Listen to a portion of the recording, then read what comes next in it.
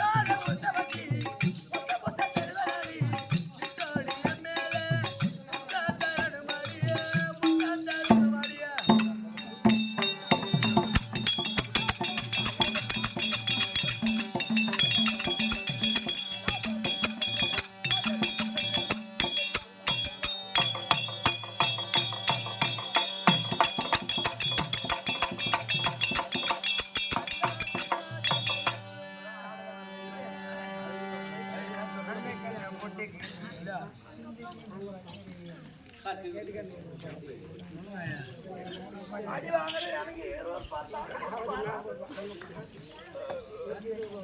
150 ரூபாய் பறிக்கிறது எதுக்குடா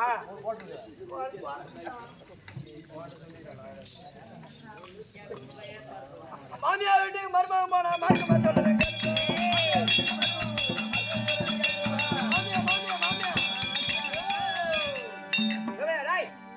நீ மட்டும் தான் போனிய மாமியா விட்டு நாங்களும் போனே நீ மாமியா வீட்டுக்கா நீ போயிருப்ப ஆனா என் மாமியா சீக்கிரமா போயிட்டு சீக்கிரமா வாங்க யாரு ஆமா எங்க போறாங்க ஆட்டம் பார்க்க வந்தா தண்ணி சீர்பாரா குடிக்கணும் எந்த நேரமும் இப்படி நடப்பீங்களா ஆட்டம் பார்ப்பீங்களா எங்க போறாங்க அவங்க அங்க நின்னு இப்படி பார்த்தா என்ன அர்த்தம் என் கதையை கேட்கறதுக்கு ஓடி அங்க வருவாங்க சொல்லு எங்க வீட்டுல எங்க அப்பாவுக்கும் எங்க அம்மாவுக்கும் உங்க அப்பா மாவுக்கும் உங்க அம்மா மாவுக்கும் சக்கரை போட்ட மாவுக்கும் வெள்ளி போட்ட மாவுக்கும் மாவுல இருக்கிறானுங்க என் கதைன்னா பிபியா ஆக்கிடுறாங்க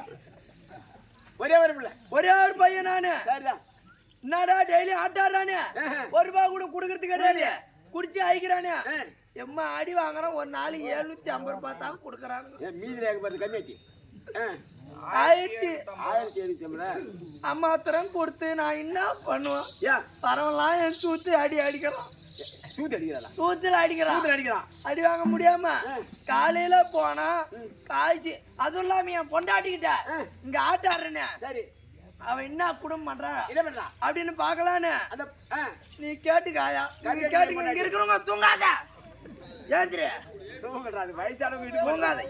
தூங்காத ஏந்திரு உக்காந்து என் கதையை கேளு நான் எம்மா சோகமாயா என் பொண்டாட்டி குடும்பத்திலையும் பாராயா நானு இங்க ஆட்டான்னா 1750 ரூபா 2000 ரூபா கொடுக்குறாங்க சரி இதோட விட்டா பரவாயில்ல ஆட்டம் இல்லாதப்ப கூலி வேலைக்கு பெரிய ஆள் வேலை சித்தாள் வேலைன்னு கூப்பிடுறாங்க போறான் 500 ரூபாய் கொடுக்குறாங்க எவ்வளவு மீதி கொடுக்குறேன்னு கணக்கு வச்சுக்க 500 ரூபாய் கொடுக்குறானுங்க 300 ரூபாய் பைனான்ஸ் கட்டிடுறான். சரி கேட்டுங்க நல்லா, 300 ரூபாய் பைனான்ஸ் கட்டிடுறான். 150 ரூபாய், 135, 145 ஆகி போச்சு. ஆகி போச்சு. இப்ப 150 ரூபாய் குவார்டர் போயிடுது. சரி மீதி 50 ரூபாய் இருக்குது. ஆமா அதுல 35 ரூபாய் ஆன்ஸ் அது வாங்கிக்கிறான். 10 ரூபாய் பீடி வத்திவிட்டு, சரி 5 ரூபாய் சைடிஸுக்கு வாட்டர் கிளாஸ் அதெல்லாம் வாங்கிக்கிறான். கெஞ்சி வாங்கிக்கிறேன். கடை வாங்கி அவன்ட்டனா பிச்சு எடுத்துக்கிறான். மீதி இருக்கிறதெல்லாம் எடுத்துட்டு போய் கொடுக்கறேன் தானே அவன்கிட்ட. மீதி இருக்கிறதெல்லாம் கொடுக்கறனா குடும்பத்தை நடத்தணும். மீதி ஒரு மயிருங்க இல்லையா, உனக்கு கூட தெரிஞ்சு போச்சு. நீ சொல்லாயா, ஒரு குடும்பம் பண்ற பொம்பளை 1/2 கிலோ மிளகாத்தூள் அரைச்சு கொடுத்தா 6 மாசம் வச்சிருக்கணுமா இல்லையா? ஆமா ஆமா சொல்லு.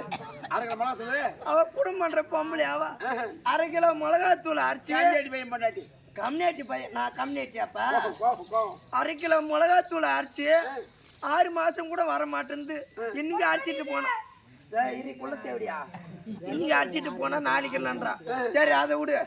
எங்க மாமியா வீட்டுல பொண்ணு கட்டனே, சரி அவ கதை தான் இன்னைக்கு சந்தி சிரிக்கு போகுது. மாமியோட கதை.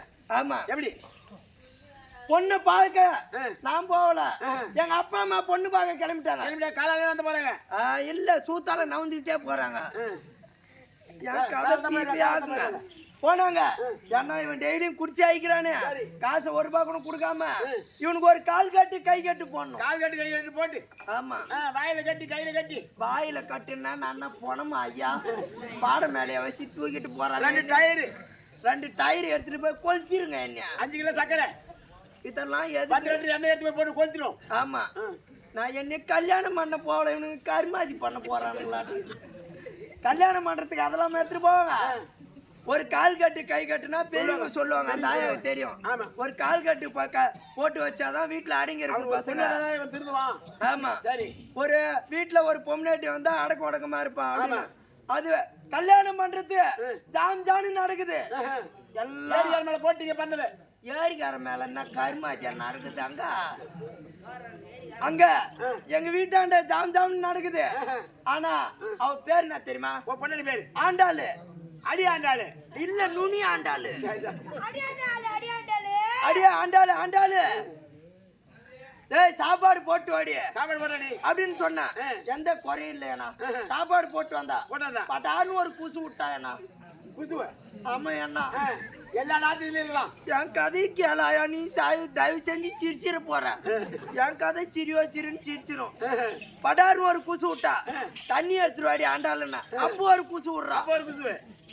எதை எடுக்க சொன்னாலும் நிமிந்தா குசு, படுத்தா குசு, உக்காந்தா குசு. குசு மேல குசு விடுறா. எந்த நாத்தத்துல வேணா இருக்கலாம், இந்த குசு நாத்தத்துல இருக்க முடியாது. இருக்க முடியாதுன்னு சொல்லிட்டு என்ன பண்ண, இவளை டைவர்ஸ் பண்ணி 3 அறுத்து அவங்க அம்மா வீட்டுக்கு துரத்துட்டேன்.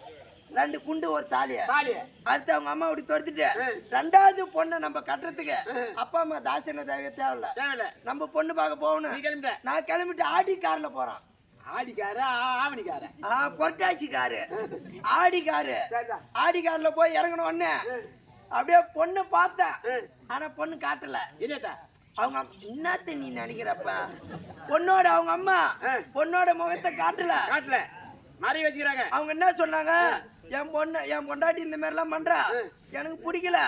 எந்த நாத்தத்துல வேணா இருக்கலாம், அந்த குசு நாத்தத்துல இருக்க முடியாது. குசு மேல குசுறா என் பொண்டாட்டி. நீ 2வது மாமியாட்ட சொல்ற. ஆமா சொன்னா குசுறா, எந்த குசுறா, தூக்குனா குசுறா, தண்ணி மண்டா குசுறா. ஆமா அப்படி சொல்ற அந்த 2வது மாமியாட்ட.